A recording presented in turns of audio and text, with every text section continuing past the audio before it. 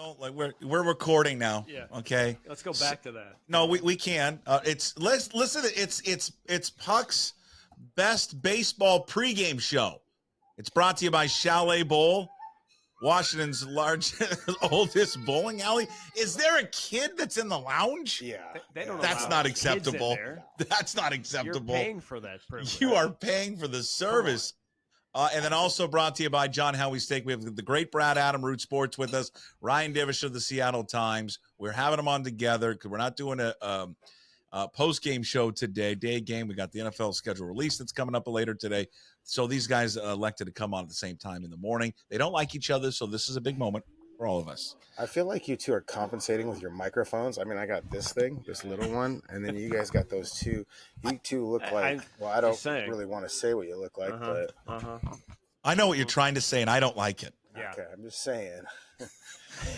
So wait a minute. Let's start here real quick, okay? You are in an airport lounge. You're getting ready to fly out. Yeah. Okay, you're at SeaTac. Now, Brad, I don't fly like this. You probably do. Well, with the team, I do. I don't get to the airport early enough that I can go in a lounge. But he gets to go in one of these lounges. Babies. Yeah, so if you pay for this is an extra service. You pay for this, right? This lounge. Yeah, I pay. That should come without kids being in there. Oh, I mean, like if I could have an airline without children, I would. Have a city without children.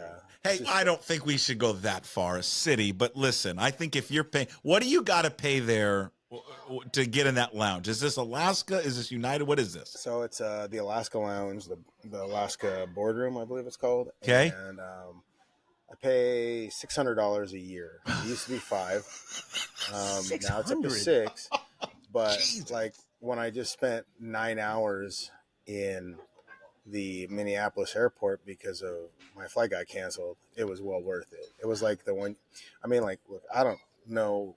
You guys know as well as I do. Like, you go into any men's bathroom in an airport, it sounds like every case of diphtheria and E. coli is running through it. I thought you were going to say like that Idaho senator where he does the toe tap. No, he does the foot tap that signals, hey, it's game on. Yeah, no, it's just like, I mean, like these airport bathrooms are like the seventh circle of hell, and SeaTac apparently is one of them. So it's well worth it just to be able to, like, use a clean bathroom where it doesn't sound like somebody next to you is doing the Dumb and Dumber. And then also just like, if you do get stuck there, the Wi-Fi, free drinks, all that stuff. It's free much food better. and drinks. Yes, I will be having a drink here but soon. Brad, I was going to get a Bloody Mary, but I wanted to be on time. So go. Hey, if you need to go get a cocktail, by all means, walk up and get a cocktail and come on back. It's okay. Hey, tell your friend he looks like a Phil that's in the background. Oh, yeah. Tell Phil to go grab you a drink. That old man. Thought I was going to have time. I left, and it took me an hour and 27 minutes to get from Ording to the parking jet, and then how the airport parking thing is. It was a little rough today. How was 167 treating you, Div? Oh, it's a collection of my cousins. Just get him going, Puck. I know. Yeah, my collection of my cousins that can't drive and everything else. So, what do you hate worse? Can I just jump in here? And Brad, and you can answer. What do you hate worse? Traffic in this area, or when people ask you why the Mariners can't bunt?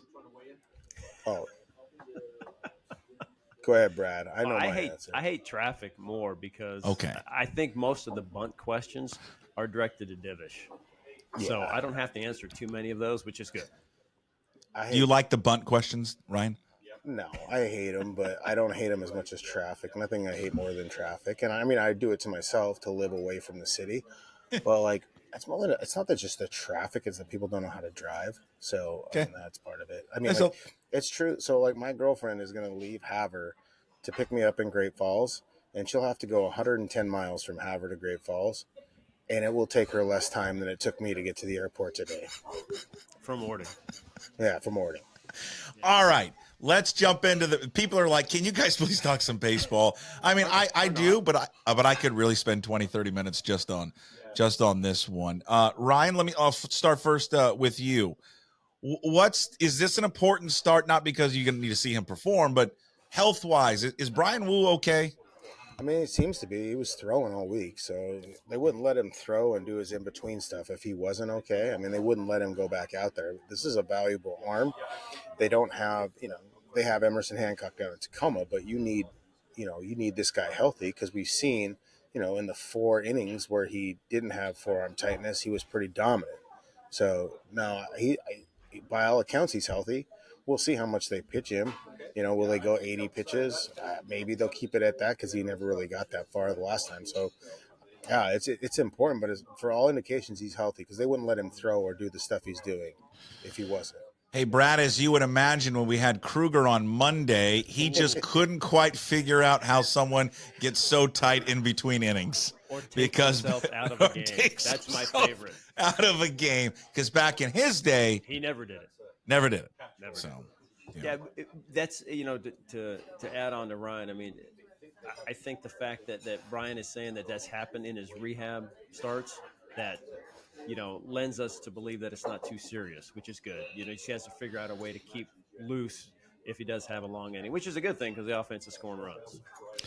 Well, yeah. Well, I think I had Jim Duquette also on Monday. He's on Mondays as well, and he just said, "Hey, it might not be nothing, but it is." He just said it is a little concerning that he's dealing with this forearms tightness in between the innings, because basically he's coming off a time where he was away with his elbow. I mean, is it Ryan? Do you know? Is this something he's always dealt with, like throughout his career, or is this because of, hey, I'm out with the elbow and this is something new? Yeah, I think it's it's something new. I'm sure he's dealt with forearm tightness before. He had the elbow inflammation last year that kind of shut him down. But I think part of it is like when these guys come back and they're working their way back, everything is so controlled. Like like the sim games, or even like in a minor league outing, if you were doing that, they run it off a timer, so it's not like the odd variables of it. You get into a regular game where you can't just say, okay, we're going to start this up again. You can get tight. I think part of it is having a routine, understanding what he needs to do in between those innings when it starts to get long, to keep that forearm loose. So, there's a lot of jokes that could be made there. Brad, go ahead. Yeah. But no, for the public bathrooms at the airport. It's a learning experience. He's got to figure out what is causing this. I'm sure they've talked to him about it. What do they have to do to keep that forearm loose? Because that's the one thing, is that the forearm gets tight. It could be a reaction to something else too. Yeah. But I think part of it is like he was amped up. He's trying to go out and win. It's his first start. I think you kind of go hard, and then like when you sit for 45 minutes or whatever it felt like. Yeah, it's just a natural tendency. But I think they're going to be watching, and I think they're going to probably have a coach in there in that tunnel area making sure, hey, look, are you doing this? Are you doing that? Even Wu said he's trying to figure out a routine on some of those longer innings so he can keep his body loose, because they don't sit in the dugout. They go back into the tunnel away from everybody else. I mean, for some people like George, it's to punch things, but it's supposedly to like not let the game influence you so much.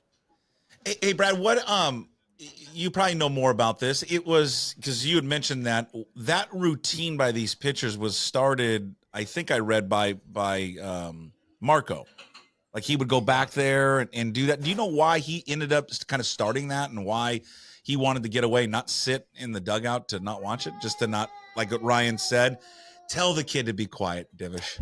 Can you just walk away? Every time I hear the baby cry, I look up in the press box. I'm like, I know. But do you know, Brad, because you have a good relationship with Marco, do you know why he ultimately did that? I think just kind of to get away, to focus. I think Jamie Moore used to do the same type of thing. Like Jamie said that he would go back and try to get his focus back. He would like stare at a spot on the wall and just really focus it. Yeah, Jamie was like intense. Yeah. And he'd think that, that way he could snap back into it and be able to hit the glove, and Marco's kind of the same way intense-wise. I think he just kind of focused the mind on if Ryan knows a specific reason, but that's kind of what I remember and what I would believe Marco would do that for. Okay. Yeah, I think he started in 2019, and he didn't want to have to punch any of his teammates because they couldn't field a ground ball that year when they had Tim Beckham as the starting shortstop and Ryan Healy at third, and Encarnacion at first, and Vogie at first. So I think he went back there then, and then also not to have to watch Makes the sense. offense in past years too. I don't know. I think it's just like Marco told me once that like when you're watching your offense and stuff, you can get caught up in the emotions of the game and what's happening. And really, you just need to go back and kind of relax and kind of rest instead of letting, getting caught up in cheering and stuff. Like, and I think that's part of it. Like, you get too amped up in the dugout, you celebrate, and you're not focused on what you need to do. So I think that's part of the reason as well. Hey, last thing, and then I'll move on from Woo. Do you think there could be a future that he would find a home in the bullpen, Ryan? I guess. I mean, like, look at what they're doing with Mason Miller. There's part of it is because he couldn't bounce back and he was getting hurt, the A's closer. But some people think that it's harder on your arm to be a reliever than it is a starter.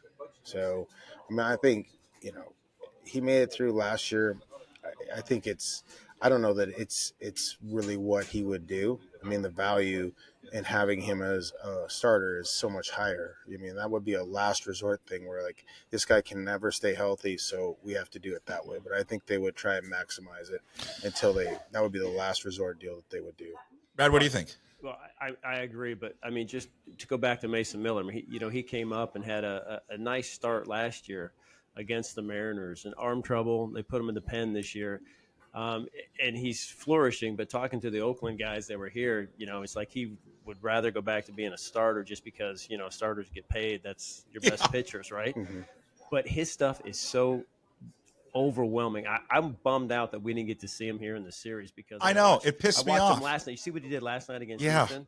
It's just ridiculous. 5 strikeouts. He's hitting 102, 103 consistently. I mean, just to watch that would be a lot of fun. I don't know if Wood could do that, but everybody's stuff goes up, right, in the bullpen if you only pitch an inning. So Wood's stuff would go up, but I agree with Ryan. I mean, if it's having arms trouble now, I mean, I don't know if it makes sense to pitch him, 3 times a week out of the pen.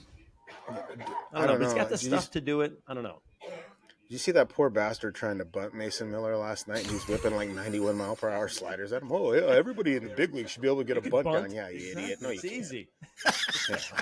Can we get a T-shirt made for you? Like, what would you want it to say about a bunt if we got you a T-shirt? Oh, just a hashtag never bunt. But hashtag never bunt. I have a shirt that says how to bunt. It says don't hit a dinger. Nice. Bunting's easy, you idiot. Bunting is, everyone does think it's easy. So damn hard. It was like, well, Ron Washington, did you see his comments last night after this guy couldn't get the squeeze play down? He's like, well, it's not my fault.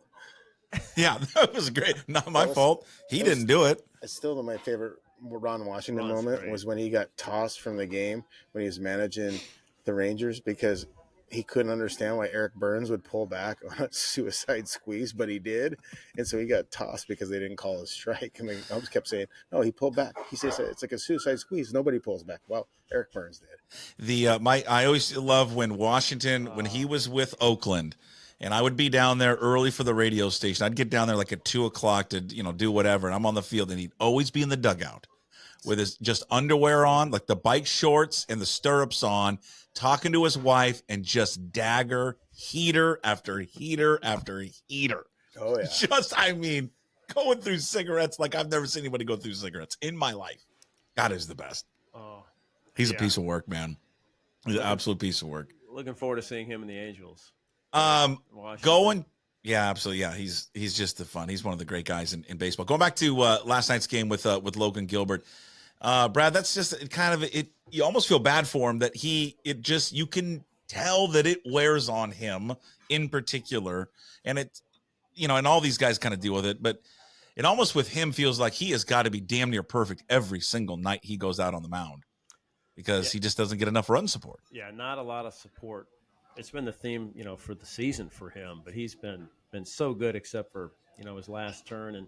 And you're right. I mean, he's six fantastic innings, no one in scoring position, right? Just 3 hits allowed. And then you allow a leadoff walk and you got to end up walking Perez, but, Rojas can't turn the double play, which extends the inning a little bit. And then, a bad slider. And that was it. 3-1 at that point, and they want to lose it 4-2. So, you could really see the frustration post game, on his face, trying to answer Ryan's questions and others. He was just visibly just upset, and you try to take something good out of those first 6 innings, right? But all he wanted to focus on was the loss and that last pitch. So I think his last 2 starts are kind of wearing on him.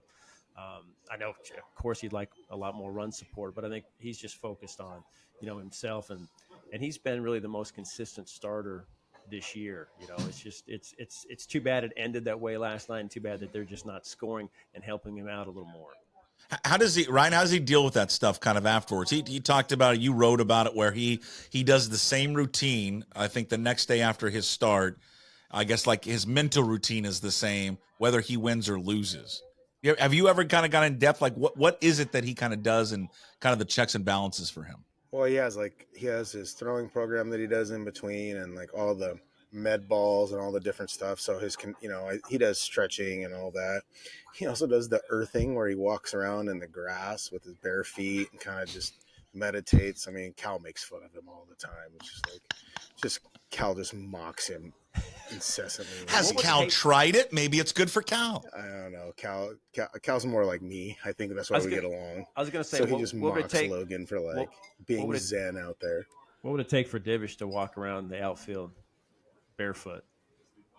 Oh, what would it take, if you gave me a beer or something, I felt like I was out in my backyard or something like that. But why? Here, let's pitch an idea to you. Maybe awesome. Root can get on board with this. Yeah. They could videotape this, right? We're running out of B-roll of Angie taking grounders at third. We haven't done that in a while, Puck. Come on.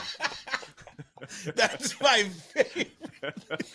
Tools of what we call it, tricks of the trade. What do we call it? Something like that. I think it was tricks of the trade. Take a camera out there. Divish, you go out there with Cal and Gilbert and do a story on it. Like, why do you do this? And then see if Cal likes it and take a few beers out there. Maybe they'll get you and Cal to do it. What's wrong with that? I don't know, but oh, come on. Will you just have some fun? I'll try. You never know. Logan, though, I think that's the thing. And like, people don't realize, like, it wears on these guys a lot when they're struggling, but at the same time, they have to learn to compartmentalize failure and move on in some ways. I mean, like, they don't forget it. Like, why do you think he was pumping 99 in that first inning? Like, he was bad his last outing. He wanted to come out and make a point like, hey, I'm better than this. I want to go out and set the tone. And he did. I mean, he did for 6 innings. He was one above the minimum for 6 innings. Yeah, I got some help defensively, but he was really good. And then you just make one mistake. I mean, like, you walk Bobby Witt, and then they played it okay. He has 2 outs. He's facing Velasquez. He struck him out the first 2 times, and Velasquez strikes out like 32% of the time. Just a slider backed up, and that's baseball. You make one bad pitch and you get crushed, and that's the problem. I mean, like, they still only scored 1 run, so it would have been by your, they would have been hanging on by the skin of their teeth anyways, trying to win the game. They only scored 1 run. I guess they got the 2 from Haniger, the extra one from Haniger late. Yeah. What do you make of? Hey, Brad, what do you make of what Luke Rayleigh's been able to do with this month? I mean, increased playing time, and you look at the results, and he's crushing it, man. He's making it hard to take that bat out of his hand when anyone comes back. Canzone probably being the number 1 guy, but what do you make of kind of his play and what he's been able to do? Yeah, you're exactly right. I mean, those last 15 games or so, we talked a lot about Rojas, what he's done when JP went down. He went to the leadoff spot, and a lot of what Dylan Moore's done, and Moore's done a great job, right? Saving kind of the team these 3 weeks. I mean, it could have gone south in a big way without JP there. But then Luke Rayleigh getting his chance, homer back-to-back games. We're seeing the power for him. We're seeing, more consistency. He's up to, I think, like 370 his last 10 or 15 games, which is great to see. Yeah, now you've got, JP coming back and also Dom Canzone on this road trip. And so you're thinking, man, you still want to get Rayleigh some ABs. Maybe Mitch Haniger takes a day or 2, although he had 3 hits last night. But he's been in a funk as well. So I think you still need to play Rayleigh. I know they still want to, play Dylan Moore, more of kind of his utility role. Maybe more at second with Polanco suffering a little hamstring tightness. But it's like one of these things where you got to kind of ride the hot bat, which you've kind of been doing with Rojas, finding ways to get him in every day, even when Urias plays third. So good to see. And he's a guy who can do a lot with the speed component too. He can steal a bag. We saw that the other night too. So doing a nice job in left, and we'll see kind of if he keeps it going or if they allow him to keep it going when Canzone comes. It's amazing how fast and athletic he is for the size he is, Divish. Yeah. He's just and the way he does it too. Yeah. It's just so awkward, It's just, but then you look up and he's like, "Wow, stolen base." And speaking of awkward interviews too. Sometimes It was the post game. Maybe the post game was. I felt bad for Jen because he was rough on the post game. He was. Yeah, he was really good with us, though. Yeah. Was he good with you guys, Divish? Yeah, he was okay. Fine. Yeah, he was good. Yeah. Sometimes I think when you the have camera gets in there, right? And the echo of and, the thing. Yeah, and the crowd all there. Yeah. I get you. And you broke the trident, so he's feeling bad about that. But like he well, also Canzone just got activated from the IL, so they sent Haggerty down. Canzone's playing today. Oh, he is. Yeah, they just did it like. Okay, so what do you? How does that now with him back? How does that affect Luke Rayleigh? It shouldn't, in the sense that like they need. It's funny though, like we were talking about the other day, like that Haniger and France might lose time because Rayleigh's playing well and they haven't been, and then all of a sudden those guys start hitting, But I think we've seen that Haniger struggling defensively. He's admitted it. He said he was embarrassed with how he's played defensively, or unhappy with how he's played defensively when I talked to him last time. He looks like he's getting fatigued. They did what they said they weren't going to do and played him every day because they had to. That happens. It happens when nobody hits. Yep. So like for a while there early on, he was the only one putting any sort of a bat together. So like, God, we got to run him out there, and you see what he can do. So then it's like, okay, well, just one more day. It's like my buddy Dan Hayes of the Twins, who covers the Twins. We call him Just One More Hayes because you're at the bar. Okay, I'll just have one more. Okay, just one more, and then it's like that's what they do with Haniger. We'll just play him one more day, then we'll get him a rest. Well, Brad does that with kale chips. Yeah, kale chips, Brussels sprouts. So they haven't done that. So I think that there's a way to do it. I mean, like honestly, like Ty France hasn't given them a reason to play him every day. So you can play Rayleigh there. And the only thing is like just because you start a guy there doesn't mean they finish the game there. Like if you want to bring in France for defensive purposes, or you want to bring in Haniger to pinch hit somewhere. I mean, like they actually have some depth and capable bats coming off the bench, so they can play some matchups late in the game that's a little bit better than in before when you were bringing in Tommy LaStella off the bench or AJ Pollock. Like they have real dudes. So I think it's like it's good. I mean, like I think they have some options. They can rest some guys. I think Haniger needs a day or two a week. And they can use the DH spot. I mean, like nobody says that Mitch Garver has to play there every day, and he's been battling some stuff like that. So, why isn't the easiest solution? I mean, they're going to face a bunch of righties anyways. I mean, it's just kind of what the majority of the league is. It feels like just putting Rayleigh out in right, putting Canzone in left, and then let Haniger be the DH. I mean, I know you have Garver there, but Garver is Ryan. I'll follow up with him in a second with his health and Polanco's health, but. And I don't know, Brad, doesn't that feel like kind of what you'd roll with?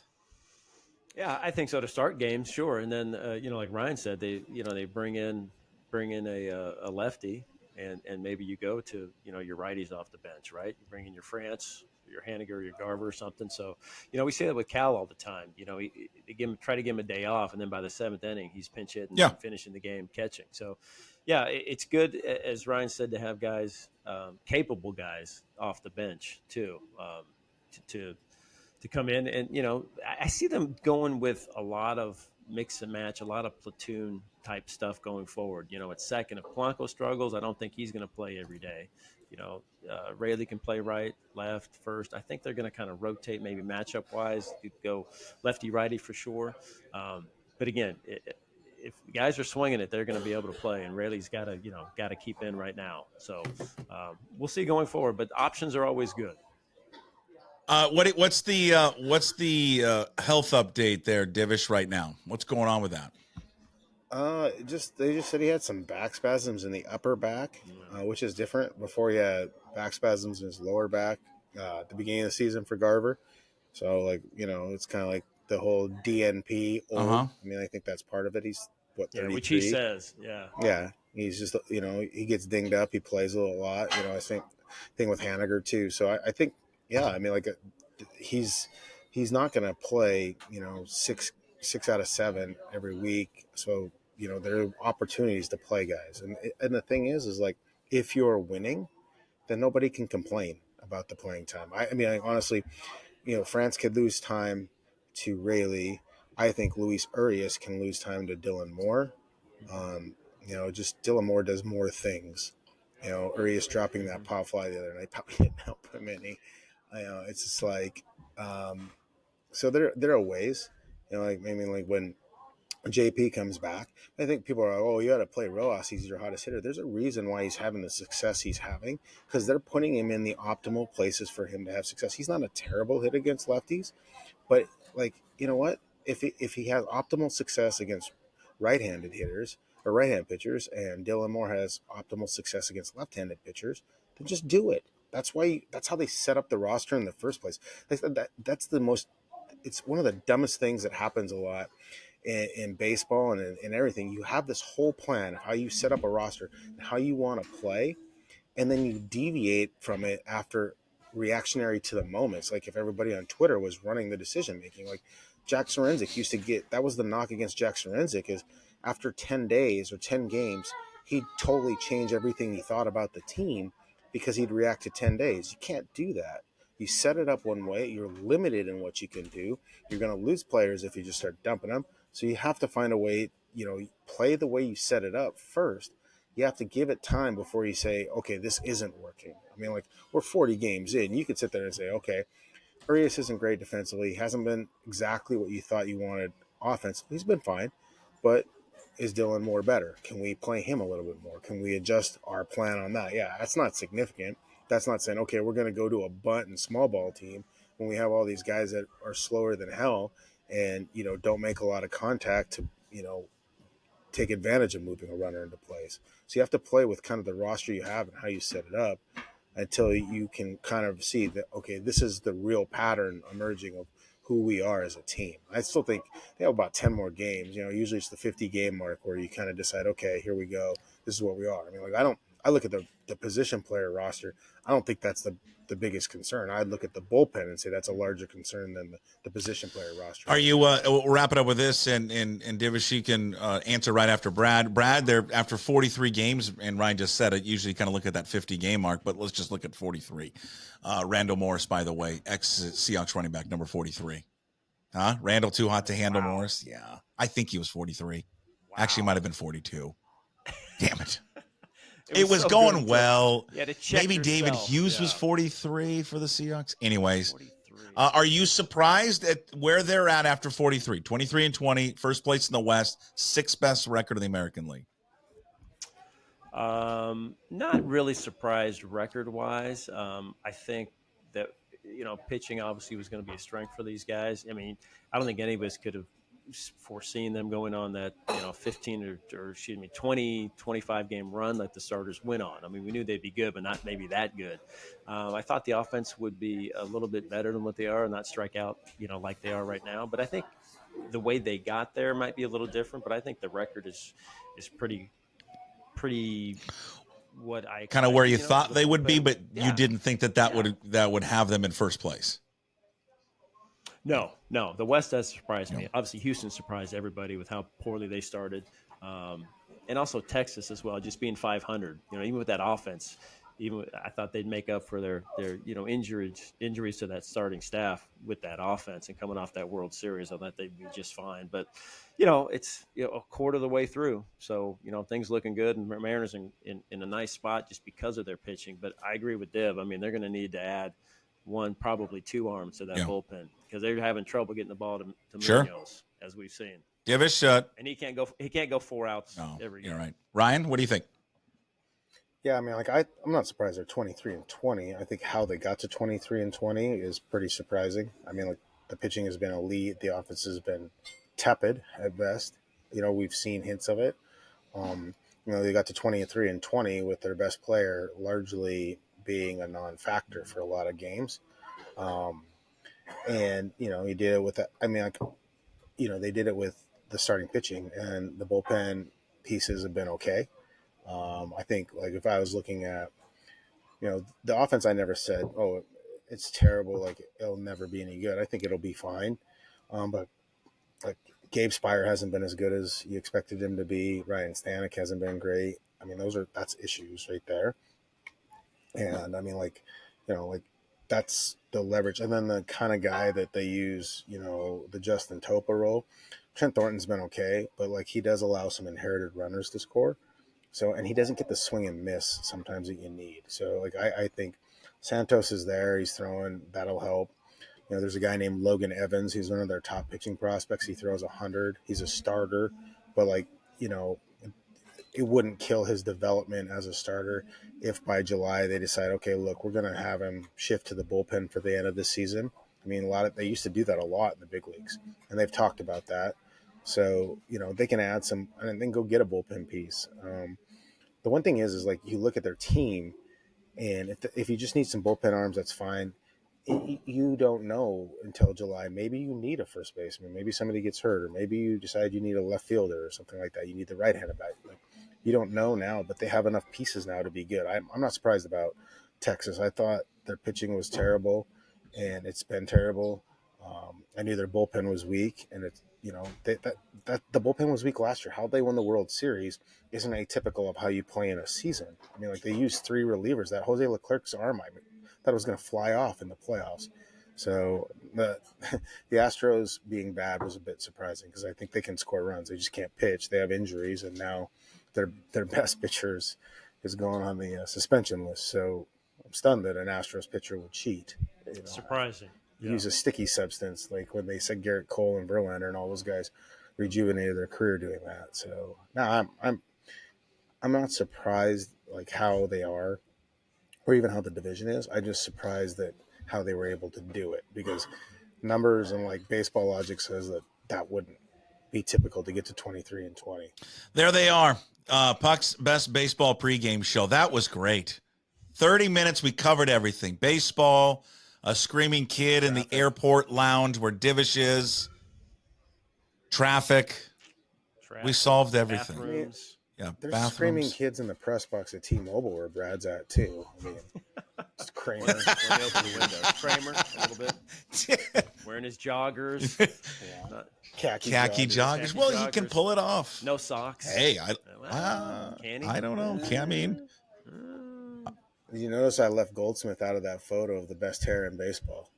I appreciate that. Well, did he kind of get that jab too? Did he? Yeah, I think so. Come back. He understood it. Bit? He got it. He understood. Yeah. Well, big thanks to Chalet Bowl, chaletbowl.com, the Washington's oldest bowling alley. Brings you a Ryan Divish every single week here at pucksports.com, but a collaboration also with Brad Adam today. Big thanks to John Howie Steak. Go to John Howie Steak. Look at that. He's a little tired. Go get a cocktail. Have a safe flight, and we'll talk to you on Friday. Okay, Divish? All right. Sounds good. Thank you, guys. Appreciate it, Brad. That's an addition. There he is. We're in the books. Puck's best baseball postgame show here on pucksports.com.